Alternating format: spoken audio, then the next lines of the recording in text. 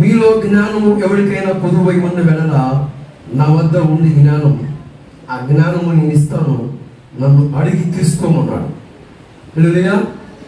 ఆయన దర్శించినప్పుడు నేను పర్టిక్యులర్గా అనేక రకాలైన జపం, తపం, మంగళవీక్ష, మాలధారణ, అర్పణ, తర్పణ, భూదానము, అన్నదానము, వస్త్రదానము, ఏమండి ఇన్ని పుణ్యకార్యాలు చేస్తే నా పాపం పోయిద్దేమో అని, ఇన్ని రకాలైన తిప్పలు పడితే నా పాపం పోయిద్దేమో అని. ఇప్పటికీ నా 5వ సహోదరుల్లో చాలామంది వ్రతాలు, నోములు, రకరకాలైన యజ్ఞాలు, హోమాలు జరిగిస్తూనే ఉన్నారు.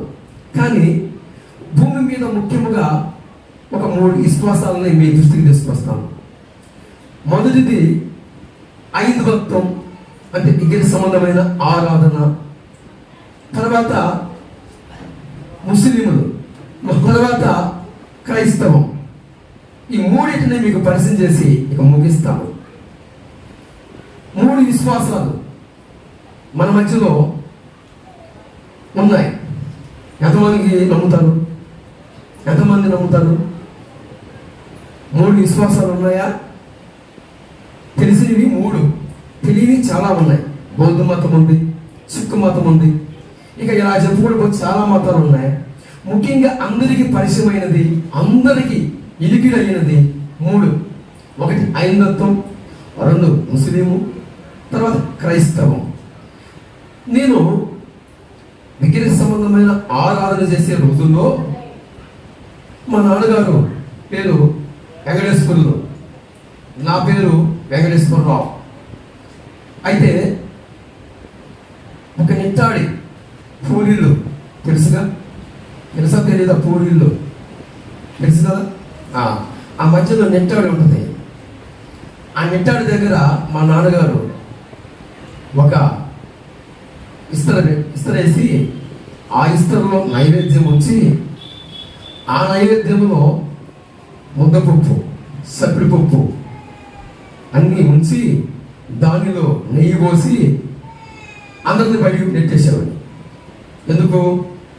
నేనేమో అంత వయసు కాడ నుంచి పరిశీలన చేస్తూనే వచ్చాను. అయితే నేను చిన్నపిల్లగానే కదా, తినాలని ఆశ ఉండదా? మీకుండదా? తినాలని ఆశ. నేనేమో ఆ ఇద్దరు లాక్కొని తిందామని ఎప్పుడెప్పుడు తిందామని చూస్తా ఉన్నా. తర్వాత మా నాన్న ఇప్పుడొద్దు, ఒక హాఫ్ అన్ అవర్ లేక ఒక అరగంట గంట కేటాయిస్తే స్వామి వచ్చి తిని వెళ్ళిపోతాడు అన్నాడు. నాకు ఆశ్చర్యం. తలుపులు వేసేసారు, మొత్తం బయటకు వచ్చాం. కొన్ని ధూపం కూడా అక్కడ వేసాం. ఇల్లు మొత్తం ధూపంతో నింపబడి ఉంది. ఏముంది? నింపబడి ఉంది. తర్వాత నా ఆత్రం ఇంకా ఎంతసేపు అని చూసి తలుపు తీస్తే పెట్టినట్లుగానే ఉంది. అలా ఉంది. ఇస్తరులో ఉంచింది అలాగనే ఉంది. తర్వాత ఆ ఇస్తరు చుట్టూ సీమలు, ఎర్రసీమలు పట్టి ఉన్నాయి. మా నాన్న అడిగాను, నాన్న స్వామి అన్నావు, అమ్మ అన్నావు, మరి ఏనా? ఇప్పుడు నాకేం తెలుసురా, మా తాతలు మా నాన్నోళ్ళు అలాగే నేర్పారు. ఎంతవరకు నమ్మకమో, ఎంతవరకు వాస్తవమో ఇప్పుడు నీకేంది తినాలా? అమ్మాయి ఆ ఇస్తలను తీసి బయటకేసి ఏవేసి దాంట్లో నైవేద్యం, నెయ్యి అంతా వ్యర్థమైపోయాయి. తీసి బయటేసి కొత్త ఎత్తులో వీడికి పెట్టు. ఏంటిది? నైవేద్యం. ఇలా కాదు. శత్రువేదంలో ఒక మంత్రం ఉంది. అజ్ఞానం అహంభవతి వినాశాయ దుర్మరణం. అజ్ఞానం అనే అంధకారంలో కూర్చున్న మానవుడు నిజమైన వెలుగు దగ్గరికి రాలేకపోతూ ఉన్నాడు. యోహాను సువార్త 1వ అధ్యాయము 9వ వచనములో నేను చెప్పిన మాట రాయబడి ఉంది. ఏమండి? నేను రిఫరెన్స్ ఇస్తాను, మీరు రాసుకోండి, నేనే చదివినిపిస్తాను. లోకములోకి నిజమైన వెలుగు ఉండినో ఆ వెలుగు లోకంలోకి వస్తున్నత పోతూ ఉన్నత.